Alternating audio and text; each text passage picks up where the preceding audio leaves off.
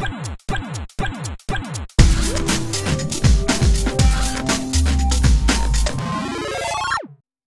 and welcome to Start Select, the video game show from GameSpot UK whose tennis kit is always whiter than white.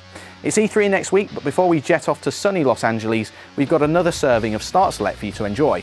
First up, we'll be taking a look at Virtua Tennis 2009 and giving away copies of the game on Xbox 360. Myself and the rest of the GameSpot UK posse will also be looking forward to E3 2009, the year that the biggest video game show in the world finally gets good again. And we'll be taking a look at the new online music service for PlayStation 3 called Vidzone. Will this eventually replace MTV? We'll find out later. But first, time for Strawberries and Cream with Virtua Tennis 2009.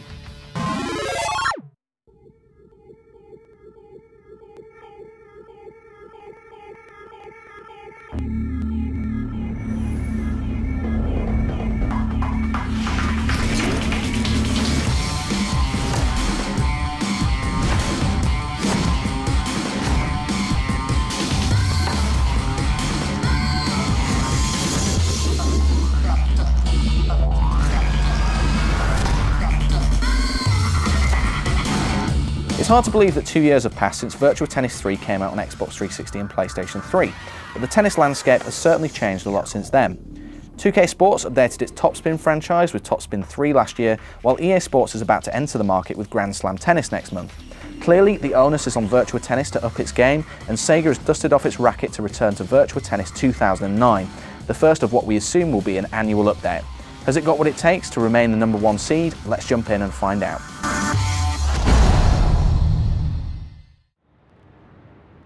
The first thing I noticed when jumping back into Virtua Tennis was the gameplay, which still feels incredibly fluid.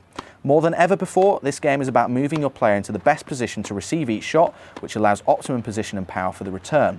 Players of the previous game will be overjoyed to hear that players no longer dive around the court like they're practicing for swimming class, which makes the game much more fun to play overall. The most obvious new addition to the game comes in the form of the new mini-games, as developer Sumo Digital went all out to make them as wacky as possible. Zoo Feeder is one of our faves, where you have to direct food into hungry animal mouths in order to send them to sleep. And then there's Pirate Wars, where you have to dodge cannon fire from the seafaring dogs while using tennis balls to sink them. Pot Shot is basically pool with the cue ball replaced with a tennis ball, and you have to combine power, accuracy and positioning to make the shots work. Finally, Shopping Dash serves to help your running skills as you collect shopping while dodging an onslaught of large tennis balls. All these minigames work really well, and the charmingly named Meat Defender also makes a return from previous games in the series. But the major component of Virtua Tennis 2009 is the World Tour.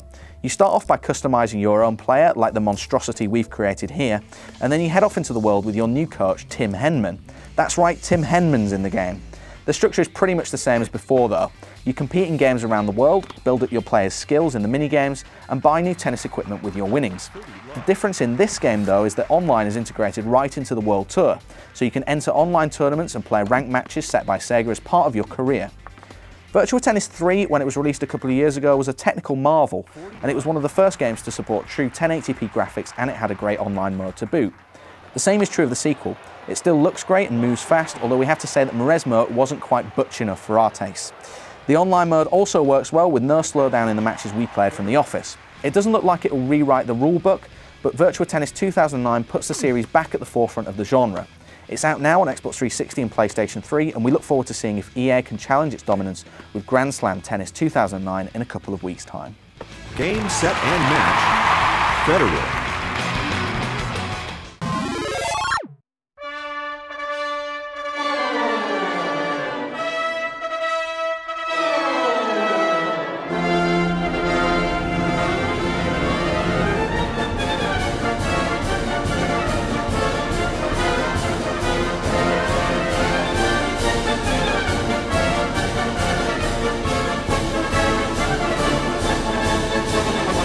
Over the past 2 years, E3 has become a shadow of its former self.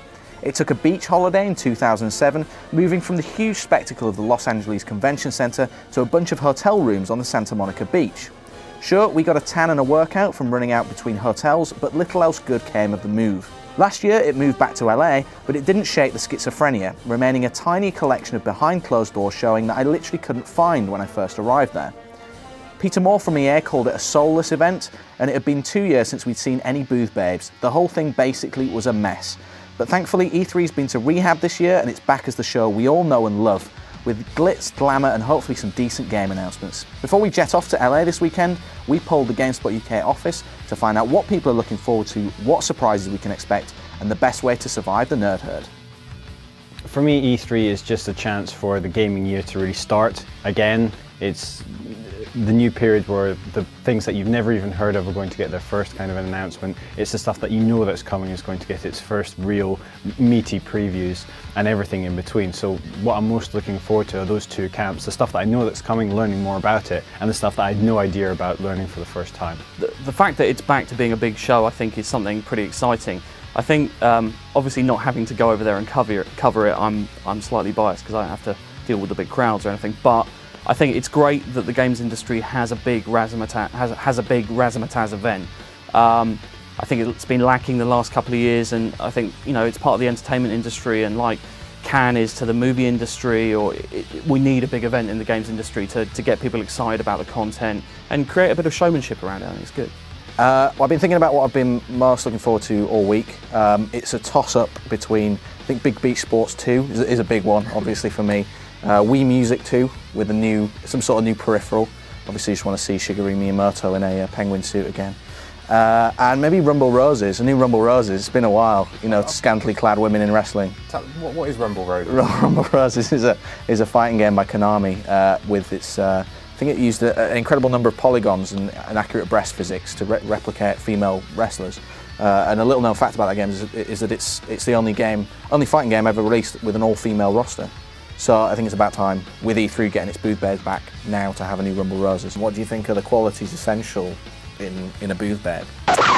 Well, yeah, I mean, pretty attractive face, bra and pants, serious ass. You don't want them to wear too little. You've got to leave something to the imagination. Pretty much a corporate shill. That's, you know, what we should look for in the booth babes.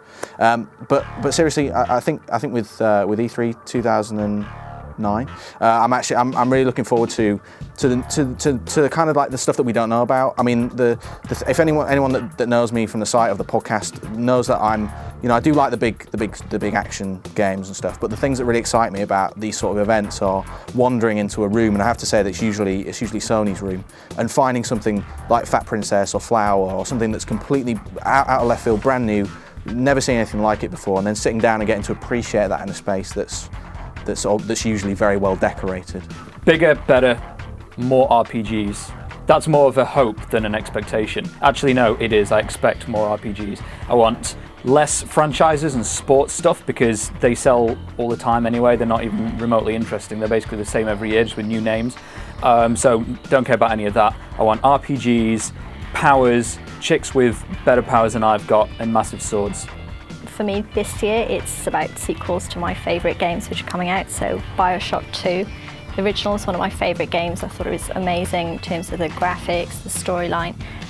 So they've really got something to live up to with that one, I think. Really looking forward to the way they've turned the story on its head. So obviously the last one had a really definitive ending, so it's great how they've come back, they're turning it around, you play as a big daddy. And I also think it'll be really interesting to see sort of the multiplayer element of that they're talking about bringing in, because to me it doesn't really seem like the kind of game that warrants that. So it'll be interesting to see what they do with that. What I'm really looking forward to this year is Assassin's Creed 2. I think that the first one had a lot of potential, and the second one it's got a really interesting new setting, and I think that they could do a really good job and take what the best bits of the first game and make something really exciting. There's a bunch of great MMOs on the horizon now. How much of them we'll be seeing into what kind of state? Champions Online is looking great, so it's going to be really interesting to see how DC Universe is shaping up. The non-kind of comic book fantasy MMOs, APB and The Agency. I love Real-Time Worlds Crackdown, so I'm really interested to see how APB is turning out, if we'll see any of that.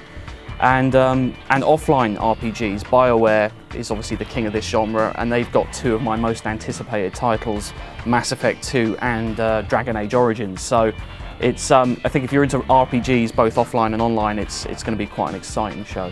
I'm hoping to see loads of stuff from Valve. I want to see the next Portal, Half-Life 2 Episode 3, more downloadable content for Left 4 Dead, and I secretly want them to announce that they've bought the rights to Duke Nukem Forever.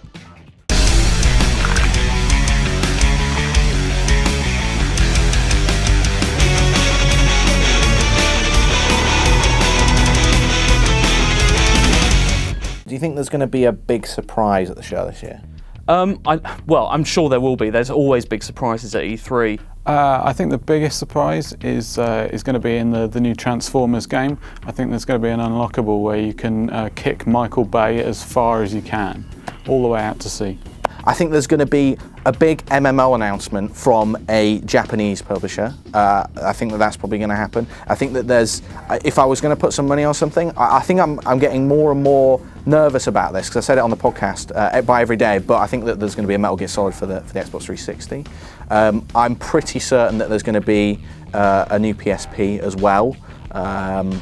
And I think finally, I'm excited actually about the possibility of this Xbox 360 camera that can sense your movements. Now, no one else seems to share my excitement about this, but from what we've talked about with people that have been in to tell us who are in the know on this sort of thing, they've said that, you know, you can interface with it in a kind of Minority Report style way, and it might add something new to the way that you interface with the Xbox 360. I think what should have been a surprise, but it's obviously the worst kept secret, is the motion sensitive technology that Microsoft have been talking about, which I've sort of mixed feelings about. If they do it well, then fantastic, but it's got the potential to just be sort of a Wii copy.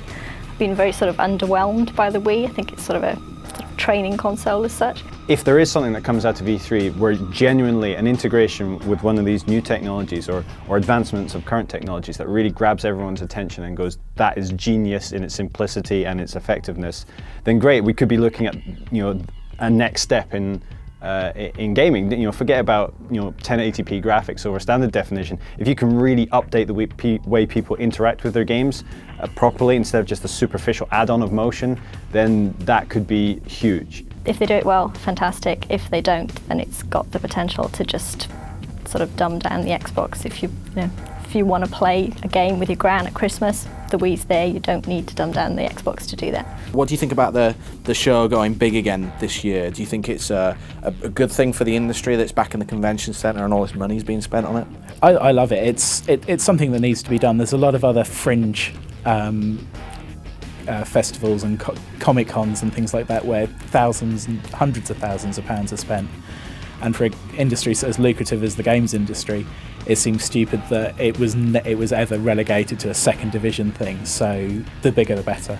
I think that, you know, when journalists and that go over there, you know, if it's just such a dry kind of trade show, it just makes people less interested, even whether that be the journalists or the readers that come to look at it. And I think, you know, once you've got all that glitz and glamour back, it's just gonna make people so much more interested in the games again and really get the market kicked off. I think it's the best decision they've made since deciding to start E3 in the first place. I mean, last year, IFA, which is a show we cover, a tech show, that was more interesting than E3, and they show off new fridges. It says it all. Last week, you may remember that we had a very special competition for 3 of these, the Ultra Limited Edition copies of Infamous on the PlayStation 3. All you had to do was answer this question. What is the name of the lead character in the game? He is, of course, Cole McGrath, and 3 winners who will have these to cherish forever or sell on eBay are Chris Box from Scotland, Alan Rodmell from Northumberland, and Liam Murray from London. Congratulations to all you guys. We'll get these couriered out to you so you'll be playing by the weekend. We've got another cracking competition for you this week with 5 copies of Virtua Tennis 2009 on the Xbox 360 to give away. The game launches today, but if you want to be in with a chance of winning one of them for free, all you have to do is answer this question. Sumo Digital is the developer of Virtua Tennis 2009, but in which British city are they based? If you think you know the answer, send it with your name and address to competitions@gamespot.co.uk before the 4th of June, and we'll draw the winners all the way from sunny Los Angeles on the next show.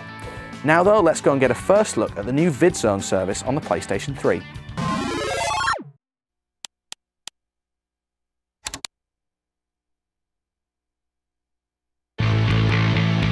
Vidzone is an interesting new development from the multimedia-conscious people at Sony. Announced at the Games Convention last year and then detailed further in Australia earlier this month, it will allow you to stream music videos to your PlayStation 3 from the internet. The new service is set to launch in the United Kingdom, France, Ireland, Spain, Italy, Germany and Australia soon, and we got to play with it in the office ahead of the formal release announcement at this year's E3.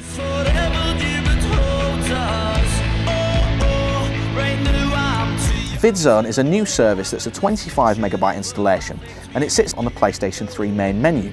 Once started, it takes about 20 seconds to load up and synchronise with the Vidzone servers. From there, the homepage presents a selection of playlists that include dance music, recommended songs and the chart, which seems to be compiled from the most popular videos currently being watched on the service.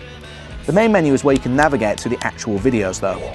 It's easy to watch videos on Vidzone. You just press the square button on whatever's highlighted and the song begins to play automatically. On our office network, it took about 2 to 3 seconds for each video to buffer, and from there, the rest of the video streams seamlessly. Videos play in a small window by default, allowing you to navigate the menus and queue up more videos on the playlist.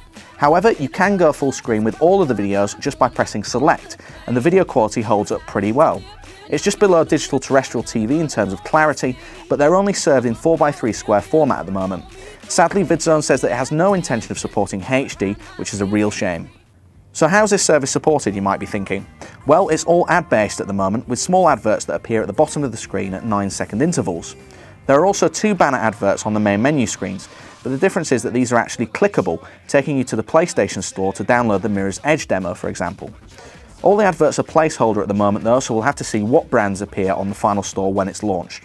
The music selection on Vidzone is actually pretty good. There are some gaps in terms of the very latest releases, but the back catalogue is actually very good. As you'd expect, Sony Music is involved, so you're in luck if you're a fan of Beyoncé, and there are plenty of other big name artists such as Michael Jackson, Kings of Leon, Elvis and Franz Ferdinand available. Plus there's that Eric Prydz Call on Me video on there, which should please, well, a lot of PS3 owners.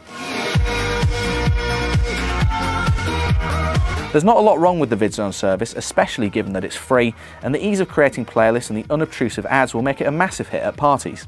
The service will even text you a link if you want to download the video or ringtone to your mobile phone, although you do have to pay £1.50 for the privilege.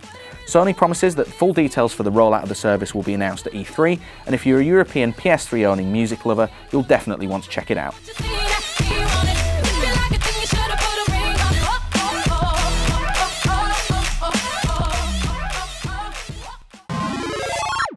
That's all for this week's show. Remember, we'll be in California for E3 from Monday, so head over to e3.gamespot.com now for all the news as it happens. You can also keep up to date on Twitter at twitter.com/GuyCocker, as well as twitter.com/GameSpotUK. In the meantime, make sure you enter our Virtua Tennis 2009 competition by emailing competitions@gamespot.co.uk, and we'll see you direct from Los Angeles next Friday.